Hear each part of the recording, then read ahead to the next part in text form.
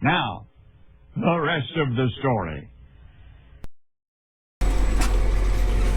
Alright, welcome back to the rest of the story.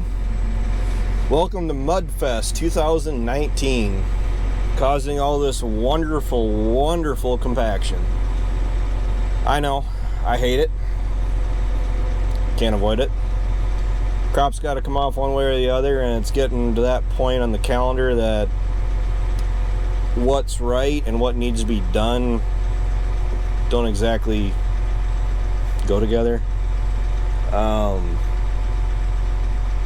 ground's soft, the ground's wet, there's standing water, and for the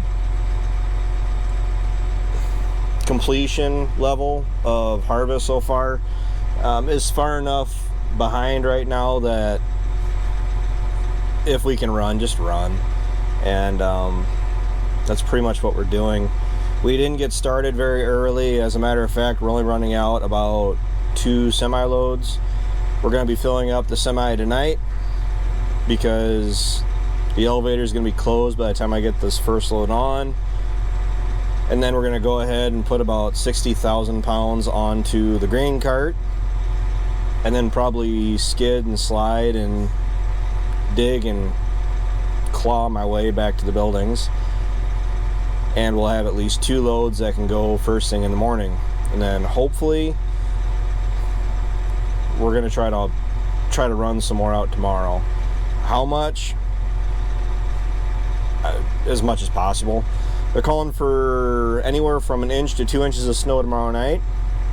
And my biggest issue, I got a lot of issues with the weatherman right now, but a pretty common thing is when you look at the extended forecast, they're calling for, all right, you got rain for the next 2 days. But after those 2 days, you're going to have 7 to 10 days of mostly sunny, no chances of rain, 10% chance for 7 or 10 days after these next 2 days of rain.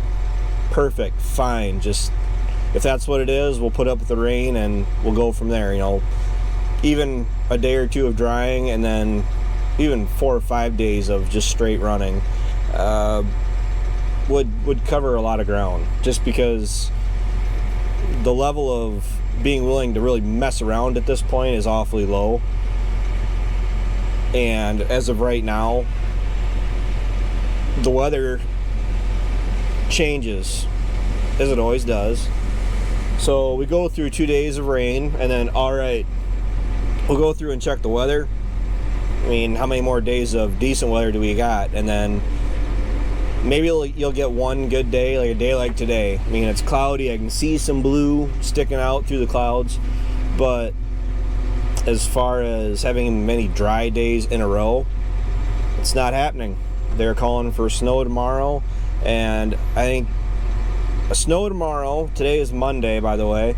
The day after that, they're calling for no moisture, no rain, no anything.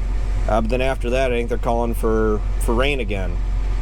And last night we had a pretty good soaker, and everything is just saturated. Just as far as getting around with this, I was pulling out of the buildings into the field in 2-wheel drive without the front end engaged, the front tires. And I was actually doing some spinning, pulling this thing empty. So as far as saying harvest is going to be a challenge, we're the same as pretty much every other farmer across the Midwest right now. It is a challenge. We had a guy here from Davenport this morning that pretty much said the same thing we've been hearing all summer. You know, everything below us, from Dubuque down to Davenport, there's hardly any corn that's actually harvested, and there's an awful lot, alarming amount of soybeans that are still out in the field. Now, we did get a bunch of snow on them. I've heard that just getting a snow shower on it, or on a field of soybeans like we have been here, and it hasn't actually been just one snowstorm, it's been 2 or 3 at this point. So these beans that are standing out in the field have probably had 3 to 5 inches, depending on where they're at, of snow on them. And I've been told, and the number that I've been told is you can figure 3 to 5 bushels lost every time that you get measurable snow on them, on standing beans. I don't know if that's just from the moisture that's gained that results in the shattering of the pods. They split open from picking up moisture, and then you're losing the beans because they're dropping on the ground, or what. I think we're lucky. I think luck has a lot to really play into it. We went ahead this spring and we switched over 100 acres of soybeans to corn. Now, those 100 acres are actually still standing in corn right now. They are not harvested, but at least corn can handle, to a degree, getting snowed on, and that's really big right now. So on the home farm, we just knocked out 3 acres, and we got half of this field that we're just starting on right now. I know we're going to get this done, and then we got 25, 32, 35, about 38 acres on the home farm of corn to do yet, plus a lot of corn to go over yet. It's November. We can deliver everything now, so we can take it to the elevator and it'll fill out contracts and we'll be fine. The big thing that's working in our favor is yield is there. Yield is appearing to be there. So, I mean, I'm not too concerned at that point. The big thing that's bothering me is that the ground is wet, you're causing compaction. What kind of issues are we creating for ourselves going into next year? So, it's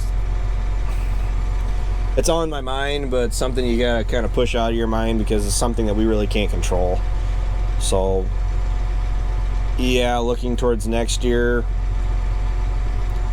if we don't get any tillage done this fall, which it's looking like it is a very good possibility, we won't. Drying weather is not in the forecast, and I know last year it was like the second to last day of November, we actually did some tillage, but that window last year was 2 days long. I mean, it wasn't a very, very big window.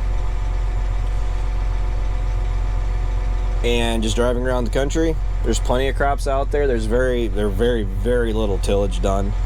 So I was figuring that with the ground being as saturated as it is, if we do get a bunch of nasty, cold, freezing weather, that's actually going to cause a lot of freeze thawing and actually break up a lot of this compaction that we're getting. I talked to a fellow farmer yesterday, and his theory always was that he was aware of is that the freeze thawing you get from the ground getting cold throughout the winter and going through those cycles where it'll freeze up and the ground will expand, because when it freezes it expands, when it thaws it'll kind of break up and fracture or whatever. That works better when the ground isn't full of water. So we might be skunked there for all I know. I'd like to try pulling that ripper over some ground. I would like to try to do some chisel plowing, and I would like to VT all of the corn stalks. Every single acre of corn stalks, of corn ground that we have, at the very least, I'd like to see it VT'd. Because what it does is that it knocks any of the standing corn stalks over. It incorporates dirt, gets dirt on top of the plants, on top of the leaves, keeps them anchored to the ground so they do decompose, they do break down, and by having that dirt, that dark material on top of the plant, it does actually help get the ground warmed up going into next year. Like right now, if you can see around me, I mean, you're actually you're dealing with a mat of material if you don't work it at all. I mean, depending on who you are, where you're at, if you like no-till, if you don't like no-till. Myself, I'm not, just set on, we gotta chisel plow every single acre. I don't feel that way, but I do believe in min-till, and to me min-till is at least hitting it with the disc, the VT, the disc, whatever you want to call it, the Earthmaster. I really like that implement. That's why I actually currently have my 630 for sale, because after running that Earthmaster for the last number of years, it has consistently shown how reliable and how good of a job that machine does dealing with this corn residue and actually creating a very nice seed bed in the spring, compared to the job that 630 disc of mine did. I mean, it does a great job as far as knocking stalks over and doing that, but the seed bed prep that it would actually make a pillow case, a feathery pillow, whatever you want to call it, of air when you go through. So when the planter goes through, it's actually making a trench of dirt, and that creates problems in itself. So I'm hoping we can do some more harvesting tomorrow. I'll get some more footage as we go here. I was expecting to get more done today than what we did, but we got waylaid, and it just is what it is. So yeah, he's getting pretty full anyway. Thanks for watching. You guys are watching the rest of the story. Until next time, take care, take it easy, keep in touch. I'll talk to you later.